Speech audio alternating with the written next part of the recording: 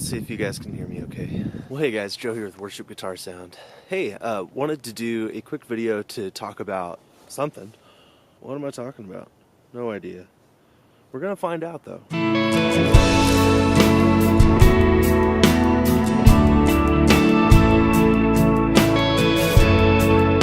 Hey, welcome back to Worship Guitar Sound. Joe here, and today I want to talk about 3 ways that you can help serve your worship team. Let's get started. So the first kind of way to serve your team is showing up prepared. And what that means is knowing your songs so much so that you don't have to question what you're going to play. And the advantage there is that allows you to not only not be distracted by what you're doing, but allows you to shift your focus towards others and give them what they need, whether that be coaching, listening to what they're playing, that kind of thing. So that can be a really useful thing to do. So show up prepared. It's the one thing that you have control over, so definitely do that. All right, so second thing to be thinking about, even if you're not the worship leader on the team, ask your team what they need. Ask your worship pastor what he needs.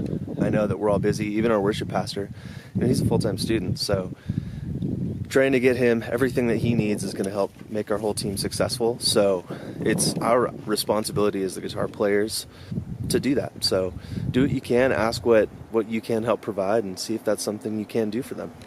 So the third thing that I see that always makes our teams more successful during the week is to communicate clearly. So what that means is not just saying, hey, here's what we're doing, go listen, but as the leader for the week, ask your team what they need.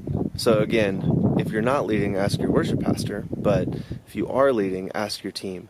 And ask them individually. Don't send a mass email to everyone, but ask them individually, knowing your team, knowing the things that each person's going to need, and address those things specifically. So if you have a bass player, for instance, who doesn't have a DI box, say, hey, look, I know that you may need a DI for this weekend.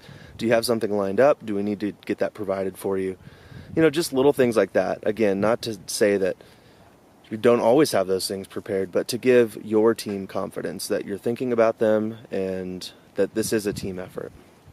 So those are 3 practical ways. Of course, there's lots of other ways to serve your team well, but I think communication, being prepared, and asking how you can help really set you apart and will set the weekend apart too. So go do those things this weekend, see how that improves your worship experience, and if it does improve, throw a comment below. I'd like to know about it. But hey, thanks for stopping by. We'll see you guys next time.